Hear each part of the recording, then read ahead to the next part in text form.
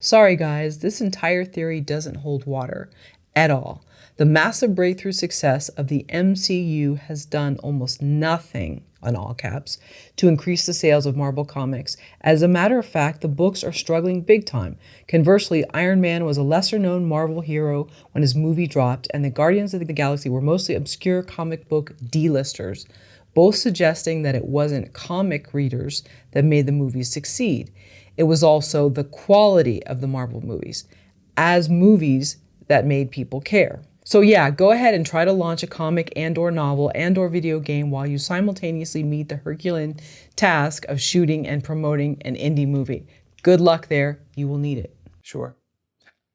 Yeah, absolutely. I think if you pull that apart a little bit, there's a couple interesting things that I would respond to, because I want to have empathy for that comment.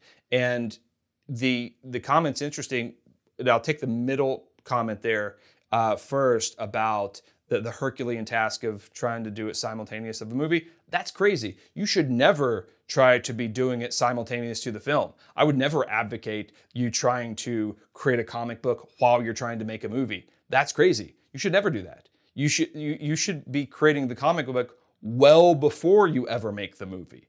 For sure. Like you can't be anybody that's ever made a movie knows how all-encompassing it is to make a movie. You can't do anything. You can barely feed yourself and pay your bills and take your dogs on a walk while you're trying to, at the same time of making a movie. Like your whole life stops just so you can do that. There's no way you're going to be able to be managing, the production of a mobile game and the production of an album and the production of a comic book while you're making a movie. So I would 100% agree with the commenter about that. Don't do it. Let's just avoid that altogether. Now, that doesn't mean you shouldn't make a comic book and a movie. Let's just make them at different times, right? So now before you ever make the movie, let's make the comic book to then grow the audience in a way that establishes pre-awareness in the market. I mean, think about this. Think about when you make a movie that's not based on, let's just say you find the financing. Let's just say, hypothetically, you find magical financing. Your grandma leaves you $100,000 in her will so that you can make your movie. So you make a $100,000 feature film, which is awesome, right? You have the financing to do it. If it's unbranded content, when you release the movie, you're releasing it to no fans. By definition, there aren't any fans because this has never been released in the market before. It's unbranded content. You haven't pushed it out at all. So there isn't anyone who loves it yet. And it could be great. I'm not saying it's not great. No one knows about it yet because the movie's not out yet, right? So you're releasing it into the market with no fans, just hoping and praying that everybody shows up on opening weekend so we can consider this a success, right? So now look at the other path. Is we know that that any movie, when you start production, it's going to be 2 years before that movie ever sees the light of day. But even if you go through the normal pre-production, principal photography, post-production, distribution process, but let's say even before you get to that to the production standpoint, leading up to it, right? You go ahead and establish the market, say with a comic book or podcast. Let's just say podcast, right? So you say you launch the podcast, ideally maybe podcast and comic book, right? But let's just stick with one. Let's say podcast. If you have 10,000 people who love your podcast, that is connected narratively to the movie that you will be releasing in the future, right? So you open the brand up to 10,000 people who love the narrative universe, the story, the characters, the concept, like they're in it, right? And now they're your fans. They're in your brand. They're supportive because we love this podcast. It's awesome. We're fans of this whole thing. When you make your movie and you release your movie, guess what you're doing? You're going to release the movie and there's 10,000 fans that already love it. They already love it. They may not love the movie yet, but they love the brand. And releasing a movie to 10,000 fans who already love it is better than releasing a movie to no fans to no fans, right? That's the punchline. It's of course, think about this. If I release if I release a podcast and I create 10,000 fans, and then I release a novel, I release that novel into a market that's warm. It's a warm market, not a cold market now. I've warmed the market with 10,000 fans. Now there's 10,000 fans that can buy my book. And then let's say I get $20 per book. Do the math, 10,000 times 20. That equals out to a profit potential. As opposed to not doing anything first and then just releasing my novel into the market to 0 fans. Does that mean that there's no way for me to make money? Of course not. There's people that make money in books all the time. But it's a harder road to release to no fans than it is to release to 10,000 fans. It's reductive thinking. You almost have to make yourself a little bit dumber to use common sense for that to make sense. I feel like we're overthinking it. Like, of course it's better to have 10,000 fans already loving your stuff when you release your movie. Of course. Right? I mean, it just makes sense.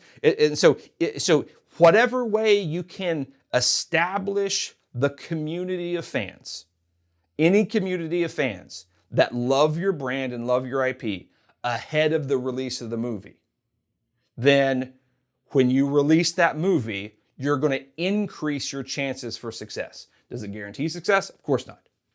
But you have a higher chance of success than if you release that same movie into a cold market. That's the punchline. Now, then if you add in the fact that there's probably not, you've minimized your chance of gaining investment from a private equity investor or a studio because it's unbranded content, right? Like that's a whole other conversation that just to get the financing, you need to have that market presence by and large that comes by way of attachment or by brand awareness of the IP, right? But so there's lots of reasons you need to do this, but I completely agree you shouldn't do it at the same time. It'll make you go crazy. Right, it'll make your marriage fall apart and make you grow a crazy beard and make you stressed out. Like it's bad news. Like you should not try to juggle all the, like filmmaking is so crazy difficult. We all know being on set, it's just too difficult to do all those things at the same time. Right, spread them out, warm the market, then release the movie. So that's the middle comment. The second thing I'll address about the comment really is the first part of the comment where the commenter said that the MCU didn't boost sales of Marvel Comics, and I would agree with that as well. I would absolutely. I'm agreeing with the commenter more than I'm disagreeing with the commenter, because there's a narrative reason for that. Is when Kevin Feige launched the MCU, it was a different canon than the comics. And so, canon is sort of the official narrative that goes along with a franchise or an IP. And so what is the official story? And there was 70 years of Marvel comic narrative that had been going on forever. And when they started the MCU, they wanted to start a new canon because that was way too much complexity, way too much baggage, way too much story to deal with adequately. It just confines the filmmakers too much, right? Because there's, the only way you can make this movie is if you go read 3,000 comic books. That doesn't become an attractive entry point for a filmmaker to want to do, right? So it's just too much baggage, and so they said the MCU will be a special canon. It's going to be a new canon, that the comic books will still be the thing, will be a thing, and they'll still have their own canon, they'll have their own stories that will continue, but we're going to set up a new, completely fresh, consistent canon that starts with the MCU that won't just be the movies. They actually have a line of comic books that is a special MCU line of comic books that's tied in with the MCU, that goes along with the MCU, but those comic books aren't part of the legacy Marvel comic books that are out there. And so, yeah, of course, when the Iron Man movies and the Avengers movies and all these movies came out, they didn't boost sales of the comic books because the comic books didn't extend the story of the movies. And so from a transmedia perspective, the incentive for the audience to migrate to a different platform is that the story in the different platform is going to give them more insight and more narrative and more payoff of the thing that they love. And so if they were to learn more about this these movies and the TV shows and things like that by going to the comic books, maybe they would have, but because all Marvel fans knew, that even new Marvel fans or even legacy fans, that there was a disconnected canon, there was no incentive for them to go check out the the comic books. And I don't think Kevin Feige at Marvel necessarily intended for these things for the comic book sales to spike. So that's why they didn't spike. They broke the canon, and there was never a business objective or a creative objective of Kevin Feige, who's over the puppet master of the MCU. And so of course those didn't spike. Now, does that mean? See, we don't want to conflate that to say, well, that means comic books connected with movies don't work, and there's no reason because they can make it work. Like if the canon would be consistent with the film and television, and they work together, then all of a sudden they begin to feed each other. You look at the difference in how Marvel treated the legacy, the legacy comics with Marvel, and compare that to how Lucasfilm deals with the comic books in Star Wars. It's very different. And so all of a sudden, you watch the sequel trilogy, and you have Kylo Ren, who is the head of the Knights of Ren, and in the movies, the Knights of Ren aren't really explained, like who they are and how he got roped in with that crew. Seemed just like, it's a kid that kind of got involved with some bad friends that took him in a bad direction. They sort of allude to it, so you can still enjoy the movie without all that backstory knowledge, right? But they revealed who the Knights of Ren are, what happened to Ben Solo after he left Luke Skywalker's Jedi Academy and kind of went off on his own, and they tell that complete story in comic books. And so now the comic books is now extending the film franchise, the trilogy, and now there's synergy between the two things. And so now, obviously, we have film fans who are migrating over to the comic book. Does everybody migrate? Of course not. Not everybody migrates, right? But you get the comic books do absolutely benefit from the migration of a certain percentage of the film fans that want to dig deeper and know more.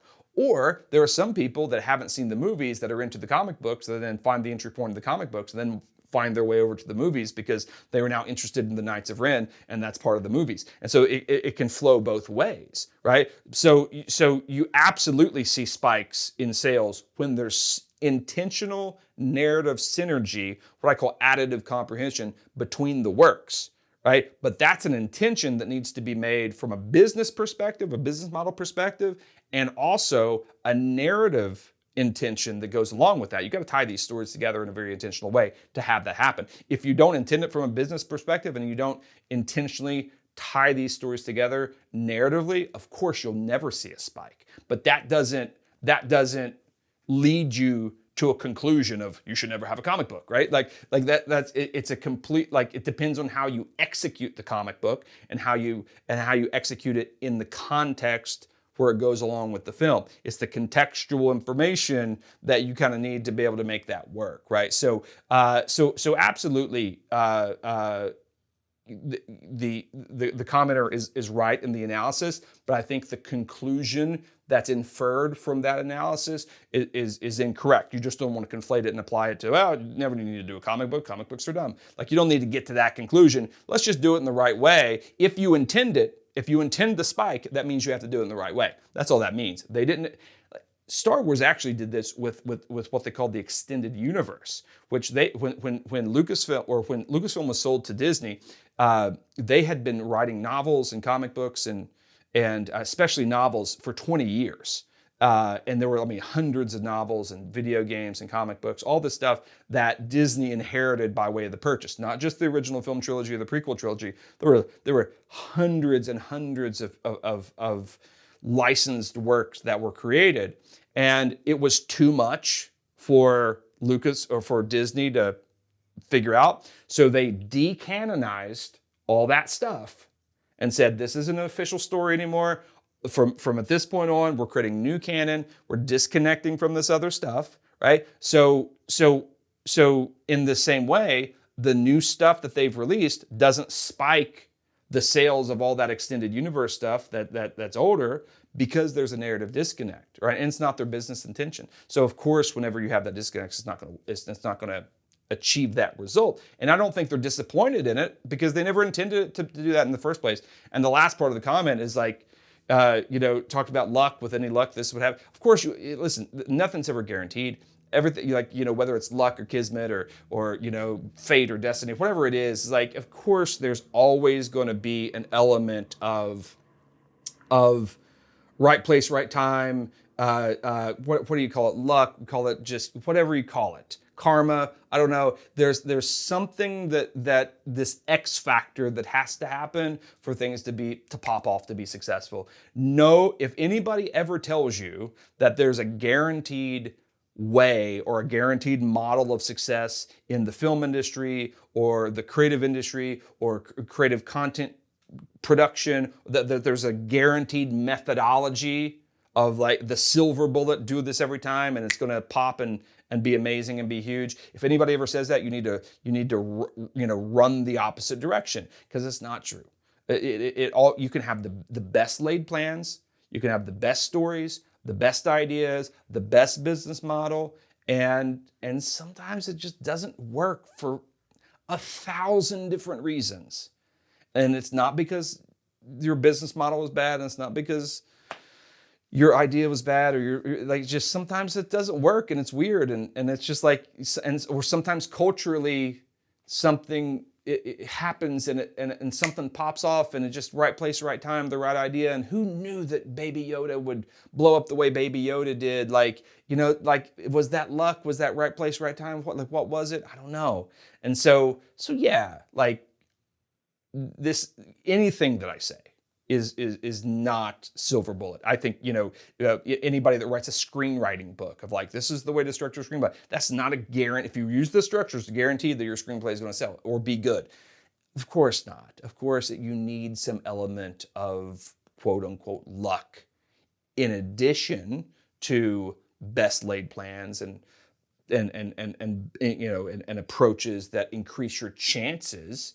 Right? That's all I'm saying is if you use a multi-platform approach to attack the market in as many ways possible, to use all the tools in the toolbox, generate audience, have a market presence for your IP, be able to create an ecosystem that feeds itself in a commoditized market before you get to the big film and television investment heavy things that are so risky for people and they don't want to lose their jobs because they don't want to take the risk. If you just do that stuff, it doesn't guarantee you selling anything. It doesn't guarantee you succeeding in anything. It increases your chances.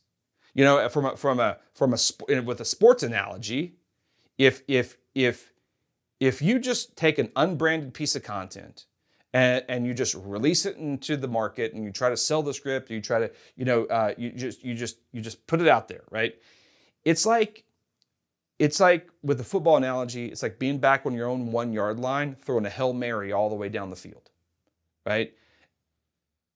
That's hard. Like, it's rare that works. It's very difficult, right? And does every now and then, does it work for somebody? Of course, and that's the trap. You see somebody on a few feet down from you, say, ooh, they completed their pass. That means I can complete my pass, which is true. Technically, it's true, but you may spend 20 years trying to throw that same Hail Mary down the field and it just doesn't work. And that's not your fault. And it's just doesn't mean you're a bad person or a bad creative. It just didn't work. So what I say is, let's run a few plays to move down the field a little bit. Let's do the 5-yard podcast. Let's do the 15-yard comic book. Let's do the 7-yard board game, right? And let's get to the point to where we're at the 50-yard line and throw the Hail Mary. Because everything in the film industry is going to be a Hail Mary. Everything. Even the studios, with the stuff that they do, is going to be Hail Marys. Nothing's guaranteed, right? But especially for independent filmmakers, everything that we make is going to be a Hail Mary. But I would rather throw the Hail Mary from the 50 than my own one. That's all I'm saying. It increases your odds, increases your chances, but you do have to have that little piece of magic. You have to have that little piece of magic or luck or whatever you call it in order for these things to work. And it's the cool thing about the industry, right? It's not ones and zeros like the Matrix. There's something else that comes in to all the stuff that you make, and it makes something come alive, and that's cool, and that's interesting, and that's what makes it exciting. So I agree with almost every single thing in that comment, which is, but maybe I have a different perspective or a different angle in it. And sorry, for those of us who don't know football, what is the definition of that type of a pass? Oh, okay. Yeah. Sorry. Forget the No, people that's in the okay. football. Yeah. So a Hail Mary is just it's usually your last resort. You're way far back on the other end of the field, and you just like throw it way up in the air and just hope that somebody catches it. Right. It's not really a well-designed tactical play. It's the Hail Mary. Let's just hope and pray that something happens and it works, right? Like that's the Hail Mary, and it usually only happens when teams are getting ready to lose and they're running out of time and there's nothing else to do except throw it really far down the field, really high in the air, and just see what happens.